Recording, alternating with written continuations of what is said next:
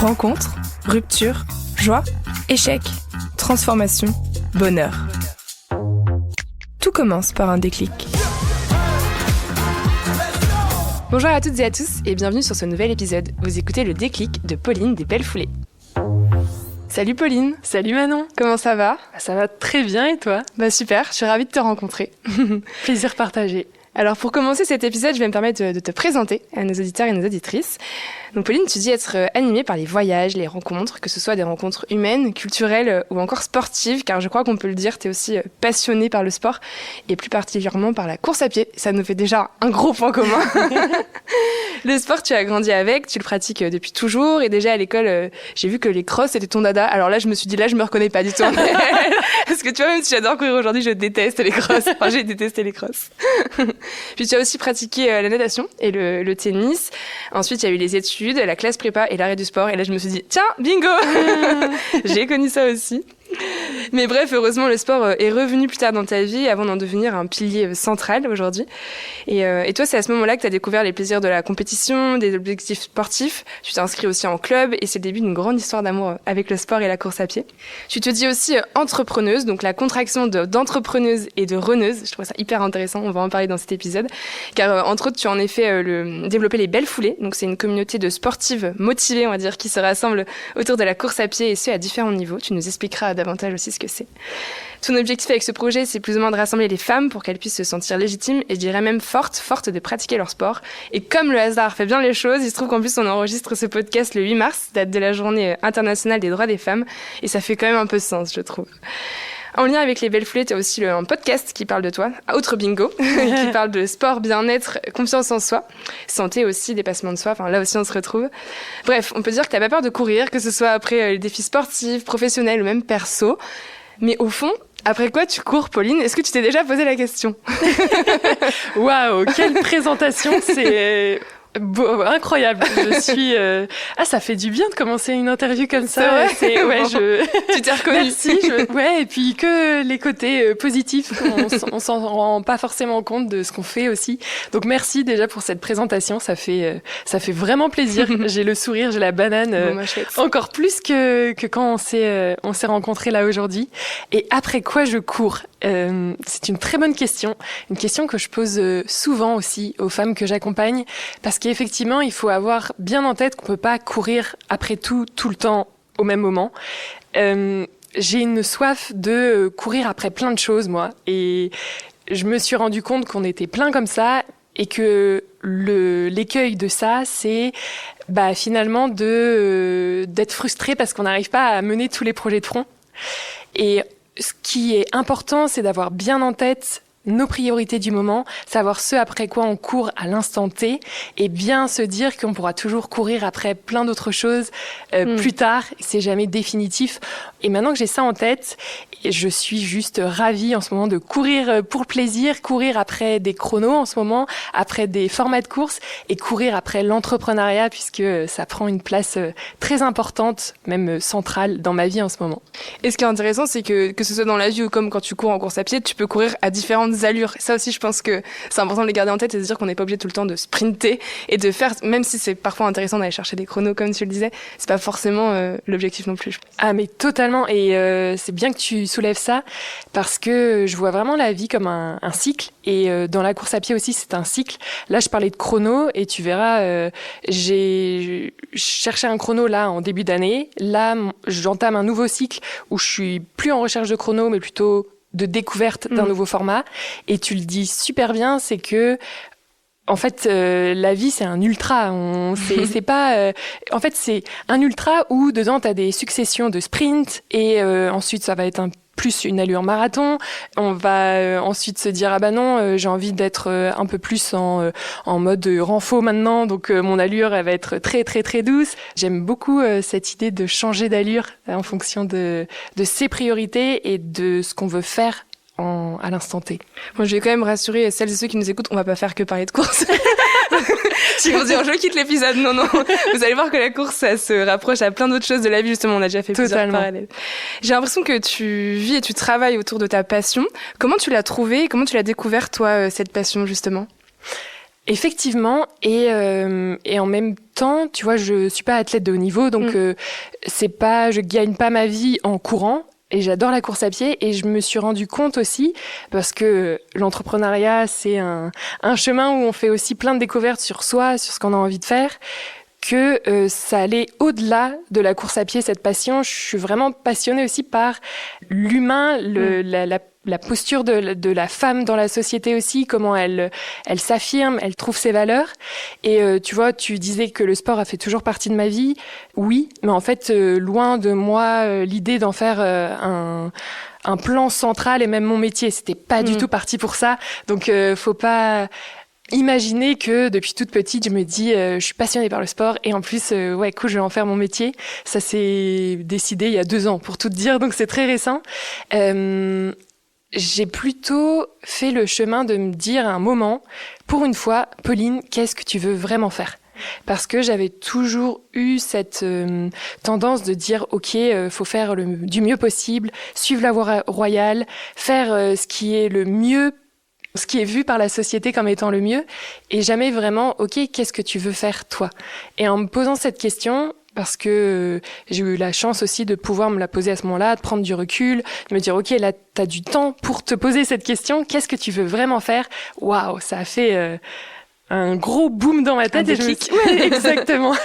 Je me suis dit, si je pose le mot déclic là, elle va me dire, elle a trop travaillé son... Oui, j'ai travaillé, c'est vrai, mais je voulais pas le placer tout de suite. Ouais, et en fait, le fait de me dire, ok, qu'est-ce que je veux faire maintenant ?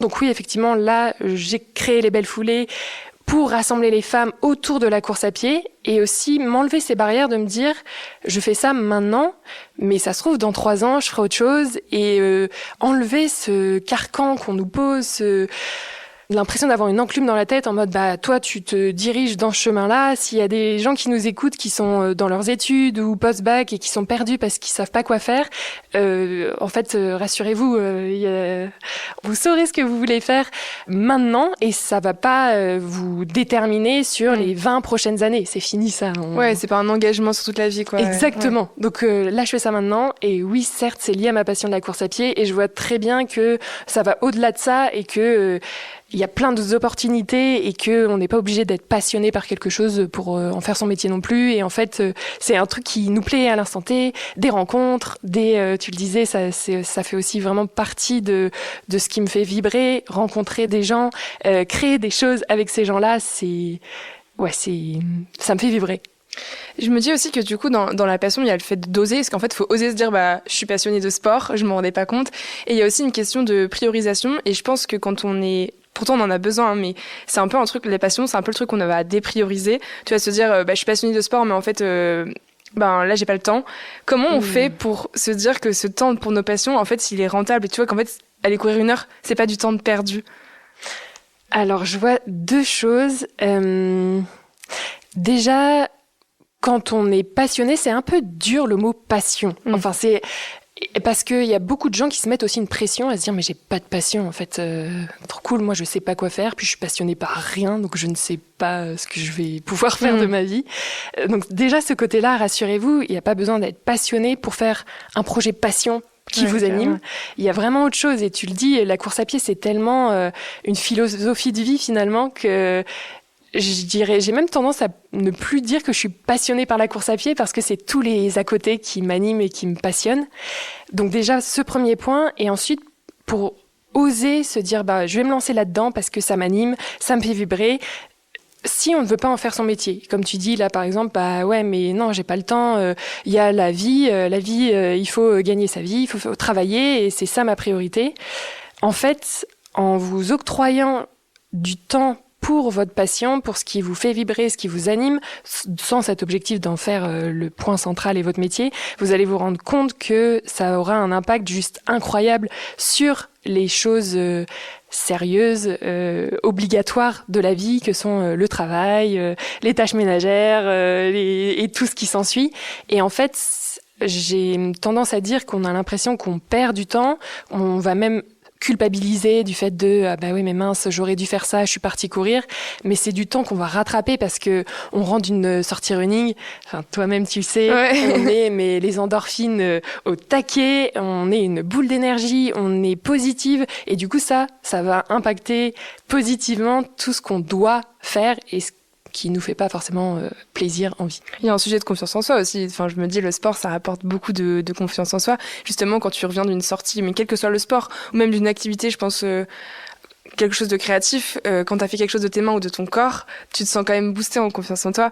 Est-ce que toi, tu penses qu'aujourd'hui, tu as vraiment confiance en toi ? C'est une super bonne question. Je me suis toujours définie comme quelqu'un qui avait peu confiance en elle, toujours à douter, à hésiter, etc. Et tu vois, c'est aussi pour ça que j'ai créé les Belles Foulées. C'était pour moi aussi de me dire, mais en fait, moi, la course, ça me permet, comme tu le dis, de te sentir puissante, confiante, etc. Et du coup, c'est dans ces moments-là. Là, tu vois, encore ce matin, je me suis levée, j'ai fait une sortie au lever du soleil et je me disais, mais waouh, ce sentiment tellement fort où là, je me sens invincible, c'est tellement bon. Mais je dirais que c'est pas quelque chose d'absolu. En fait, la confiance en soi, elle est jamais sur le 100% tout le temps, dans toutes les périodes de ta vie. C'est quelque chose qui déjà se travaille, qui doit être identifié à certains moments. Qu'est-ce qui te permet de te sentir confiante, qu'est-ce qui t'apporte de la confiance en toi. Moi, courir, vraiment, je l'ai déterminé comme quelque chose qui m'apportait énormément de confiance en moi. Je veux le transmettre à d'autres femmes pour qu'elles se sentent elles aussi confiantes. Mais tu vois, à contrario, et c'est pour ça que c'est important de construire des bases solides, quand tu ne peux plus courir, si t'es blessé ou si les sorties en fait t'es à un moment plus compliqué, ou la course ça va être moins ta priorité, ou c'est dur, c'est compliqué, ou tu te sens nul, parce que oui, on a tendance à croire que y a que nous qui nous sentons nuls parce que on débute ou parce que on est moins forte que les autres, etc. En fait, ça aussi, ça concerne toutes les runneuses de tout niveau. Et à ce moment-là, la confiance, elle est ébranlée. Et en fait, tu vois, c'est pour ça que on va pas faire que parler de course, mais c'est tellement une belle métaphore de la vie. Ça arrive dans tous les autres domaines de ta vie où t'es hyper confiante, tu te sens waouh, inarrêtable. Et bam, il y a un truc, soit parce que tu vas te comparer, merci nos réseaux sociaux, soit parce que il va y avoir quelque chose qui est dans ta vie qui ne te permettra plus d'avoir cette confiance. Et du coup, c'est toujours quelque chose qui est déséquilibrée et qui n'est jamais certaine. Et c'est un vrai sujet, parce que j'ai une amie qui m'a envoyé justement un chiffre là, 45% des femmes qui pratiquent pas de sport aujourd'hui, elles évoquent le manque de confiance en elles, c'est le premier obstacle en fait. Ouais. Et j'imagine que toi c'est quelque chose que tu constates avec les personnes que tu accompagnes avec les Belles Foulées. Totalement. C'est quoi les solutions que tu proposes? Totalement, et c'est comme ça aussi que j'ai commencé les Belles Foulées. J'avais eu une info à 45%. Moi, j'avais eu plus général. C'était une femme sur 4 globalement. Donc là, 45% des femmes qui ne font pas de sport n'ont pas confiance en elles. C'est énorme. Elles ne font pas de sport parce qu'elles n'ont pas de confiance. Parce qu'elles n'ont pas confiance. D'accord. Elles n'osent pas. Le manque de confiance en elles, c'est le premier obstacle pour elles pour accéder au sport. D'accord, pardon. Ah oui, c'est énorme. Et comme tu dis, oui, c'est quelque chose que j'identifie énormément. Toutes les femmes qui viennent nous rejoindre sur les Belles Foulées, le fait de ne pas se sentir légitime, de ne pas avoir sa place. Beaucoup de femmes sont en mode, non, mais moi, en fait, je suis pas sportive. De se définir, je l'ai jamais été, donc, non, je le suis pas. Vraiment, d'avoir cette identité comme non sportive ou comme pas capable de courir comme d'autres personnes peuvent le faire. Et en fait, ce que je leur dis, et ça aussi c'est une prise de recul, une prise de hauteur, c'est que par rapport à qui, par rapport à quoi, et enfin c'est pourquoi tu te compares à quelqu'un qui court depuis déjà 10 ans, et toi qu'est-ce que tu viens chercher dans le sport? Si c'est pour te faire du bien, quelle est la raison pour laquelle tu vas te dire mais non, j'ose pas, j'ai pas confiance en moi, donc je vais pas me lancer? Mais parce que qu'est-ce que tu vas chercher vraiment? Je pense qu'on se pose pas assez la question, ce qu'on se le disait tout à l'heure, là je te parlais de chrono, etc. On va pas déjà toutes et tous chercher ça, et en fait on va pas toutes et tous chercher ça à tout moment de notre vie. Si là on se dit ah ouais, j'ai besoin de me défouler, de me faire du bien, mais mets tes baskets, et le simple fait de mettre tes baskets, t'es sportif, point. On se pose trop de questions, donc arrêtez de se poser des questions, bien s'entourer. Là ça rejoint les rencontres, mais vraiment les groupes qu'on a au sein des Belles Foulées, c'est juste incroyable. la bienveillance. Bon, c'est un peu galvaudé ce mot, mais là, c'est vraiment ça, quoi. C'est hyper sain comme relation où on est là pour partager chaque étape, on célèbre chaque étape et on est là juste pour se dire ok, en fait je me fais plaisir, c'est déjà ouf de chausser mes baskets, j'ai pas à regarder si j'ai couru en tant de minutes par kilomètre, si je suis légitime de mettre ce dossard, en fait, parce qu'on se pose même pas la question. Pourquoi on se pose cette question-là? Elle a pas lieu d'être, quoi. Bah, c'est vraiment le regard des autres, mais tu vois, même moi, j'ai parfois du mal à dire que je suis sportive alors que je fais du sport 5 fois par semaine, tu vois, parce qu'en fait je me dis mais du coup les gens ils vont attendre de moi que j'ai un certain mode de vie, que j'ai un certain rythme, que j'ai un certain physique. Enfin, il y a ça aussi, quand t'es une femme, t'es quand même très attendue sur ça, t'es très critiquée sur ton physique. Et je pense que c'est des choses... En fait, c'est juste le regard des autres, quoi, qui fait qu'on n'ose pas dire qu'on est sportif. Enfin, c'est... Totalement. Ouais. Ah, c'est hyper intéressant. Tu vois, alors qu'on a souvent tendance à se dire que c'est les débutantes qui vont pas se sentir légitimes. Ton témoignage est hyper intéressant. J'ai hâte de t'interviewer sur le podcast Belle Foulée pour que tu nous en dises plus. Mais comme tu le dis, on a en plus souvent tendance à se minimiser.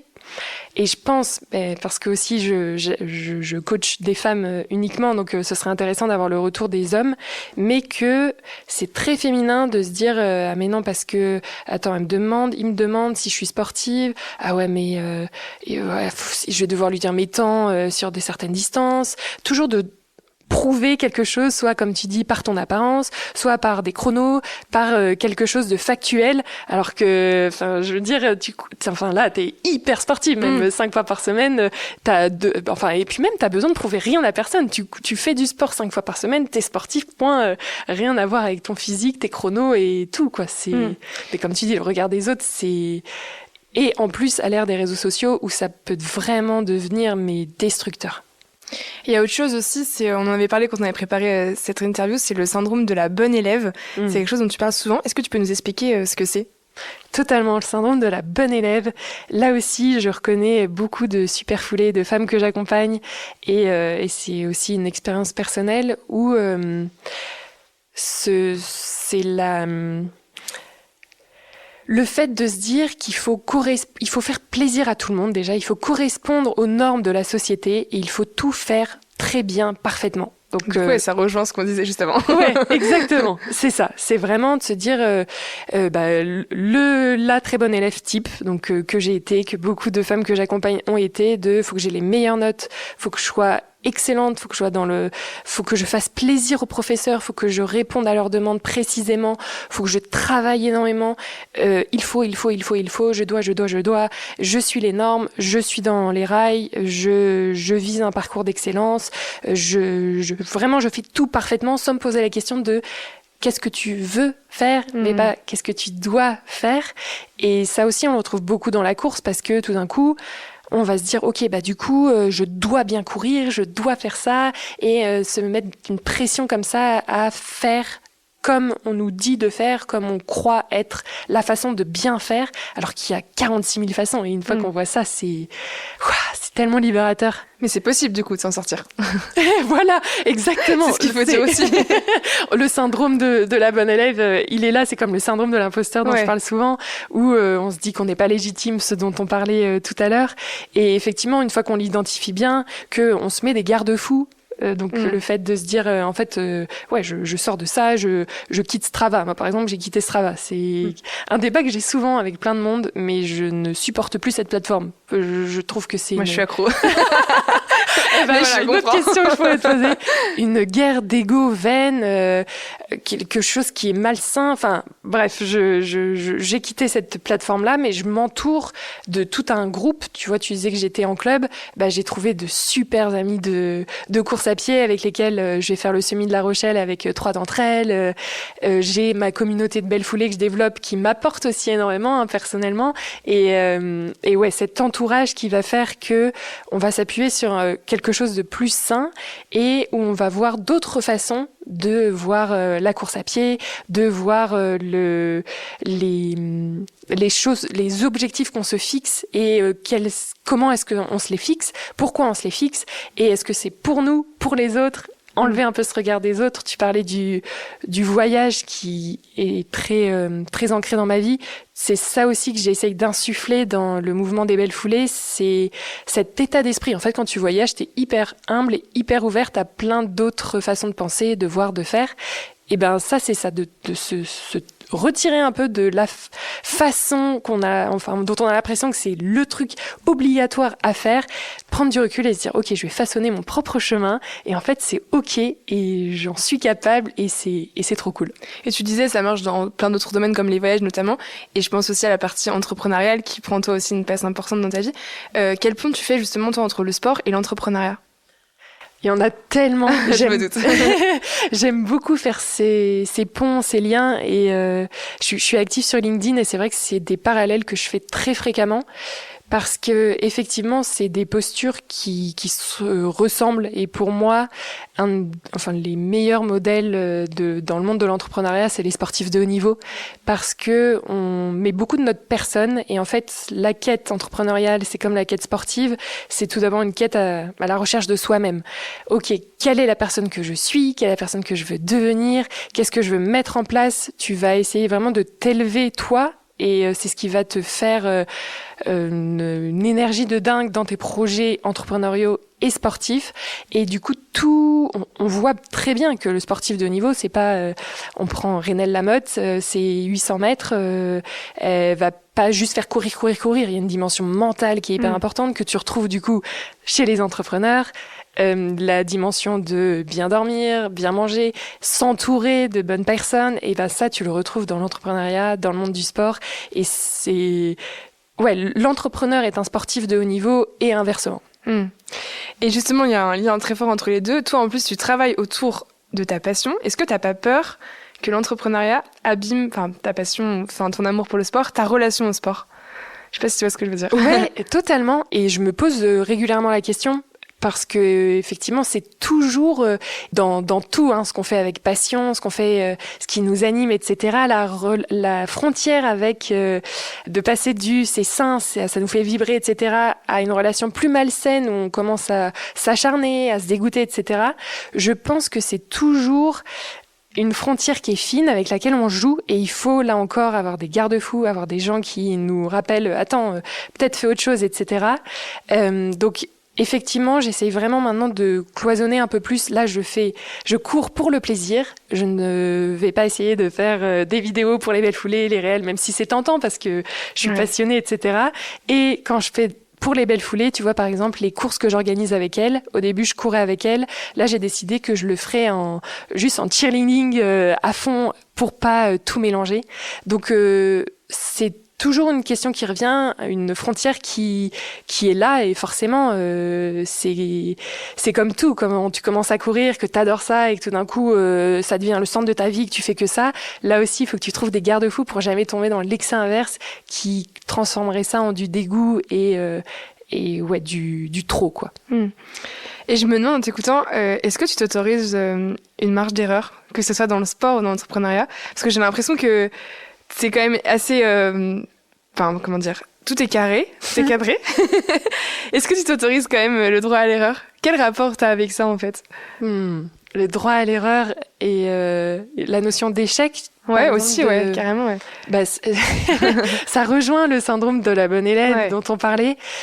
En fait, quand tu te lances dans l'entrepreneuriat, t'es obligé d'être confronté à l'échec. Moi, ça m'a fait beaucoup de mal. Ça m'a bien secoué, on va dire, plutôt. Et en course à pied, c'est pareil. Et les deux m'apprennent à me confronter régulièrement, à me dire, en fait, oui, j'ai le droit à l'erreur, j'ai le droit à l'échec. Au début, c'était en mode, waouh, ouais, mais c'est violent quand même. Et maintenant, je me dis, ouais, mais ça fait partie du process. Je préférais ne jamais me tromper et que ça roule. T'as l'impression que ça existe pour des gens. En fait, non, pas du tout. De plus en plus, que ce soit des entrepreneurs ou des sportives, partagent aussi leur échec, alors qu'on voit souvent que le côté doré des aventures entrepreneuriales ou sportives, et le fait de suivre volontairement des gens qui ont testé, qui ont échoué, qui ont rebondi, ça me libère là aussi, et je me dis, ok, en fait... go, on y va, t'as le droit là de tester ça alors que t'es pas sûr du tout, de faire moins bien, de que ce soit pas parfait encore à tes yeux, mais de tenter, de te dire ah bah là non ça prend pas, je recommence. Pareil en course, de te dire bah ok là en fait je décide de pas faire cette course pour un chrono. J'y arrive en me détachant aussi, en revoyant régulièrement mes objectifs pour pas toujours être ce qu'on disait au début, une recherche perpétuelle de la performance et de l'excellence. C'est quelque chose qui m'anime. Je suis compétitive, j'aime bien performer, c'est comme ça que je me sens avancer. Mais tu peux pas l'être tout le temps sur tous les pans de ta vie. Donc c'est important de dire, ok, là en fait, je fais moins bien. Pour moi, c'est comme un échec, mais en fait, c'est parce que je fais quelque chose d'autre et c'est ok. Et tu le disais, toi, ce qui t'aide, c'est d'entendre parler des échecs des autres. Est-ce que toi, du coup, t'arrives à en parler de tes échecs aussi? Ça, c'est très bonne question. Ouais, c'est... Alors, pour être tout à fait honnête, je dirais que quand je suis dans des moments de down, j'ai du mal à en parler. Vraiment, j'ai du mal à sortir moins d'Insta, faire une story et dire bah là, je suis vraiment moins bien. Pour être honnête, c'est il y a 2 semaines où vraiment je me suis dit waouh, c'est tellement dur l'entrepreneuriat. Ah là là, avec plein de doutes, une montagne de doutes. Et pour le moment, je suis solopreneur, donc je suis seule à gérer les belles foulées. Et vraiment, je me suis dit, waouh, j'ai du mal à avancer. Ça devient, c'est comme quand tu as des périodes de course, ce dont on parlait, le cycle où tout d'un coup tu dis, mais faut que je me traîne pour aller courir. Là, le réveil, ça me fait juste chier, tout me saoule. Mais tu vois, ensuite, une fois que c'est passé, je m'oblige à dire, il y a 2 semaines, c'était dur. J'ai eu l'impression de rien faire correctement.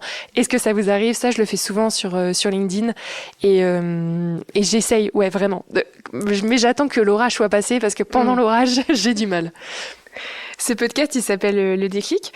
Si toi, tu devais nous citer ton plus gros déclic que tu as eu pour l'instant, qu'est-ce que ce serait? Je vais être franc, j'ai bien réfléchi à la question. Tu t'y attendais à celle-là. J'en ai eu plusieurs de déclics, mais je voulais t'en partager un qui est assez drôle aussi.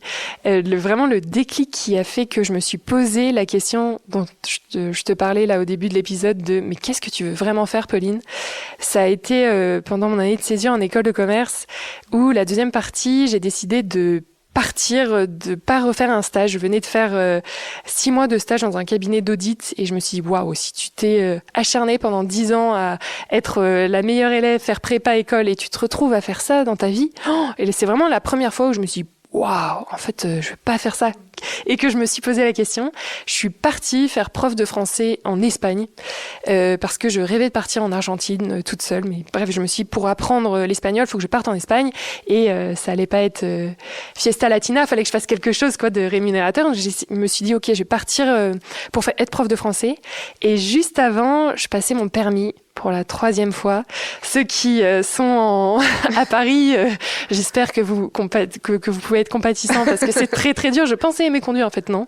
Et je l'ai pas eu. Et en fait, je me suis dit, ok, Pauline, t'as pas de tête, t'as peut-être des jambes. Et c'est là où je me suis dit, bon, est-ce qu'il y a pas une course? J'avais jamais participé à de courses en faisant une prépa, etc., juste des petits 10 kilomètres. Et j'ai regardé, j'étais à Alicante, du coup, à ce moment-là, je m'apprêtais à partir à Alicante. Et j'ai vu qu'il y avait un semi-marathon dans 4 mois. Et je me suis dit, bon, vas-y, faut que tu cours parce que de toute façon, tu feras tous tes trajets en courant puisque t'es pas capable d'avoir ton permis. Donc, c'est la première fois que je me suis inscrite à une course en ayant un objectif de prépa en amont et de concrétiser ça, ma première grande course, etc. Et là, ça m'a fait un déclic puisque j'ai adoré la prépa. J'ai embarqué mes colocs espagnols là-dedans. C'était juste une aventure partagée. Donc là aussi, le sport partagé et vraiment de me dire, mais en fait, j'ai envie de partager ça à tout le monde et de montrer que c'est trop ouf. Et ensuite, les belles foulées qui a été lancée. Et je pense vraiment que ça a été les prémices d'une nouvelle vie. Et t'as eu ton permis depuis? Oui, je l'ai eu. En rentrant, je l'ai repassé, je l'ai eu au bout de la 4e fois.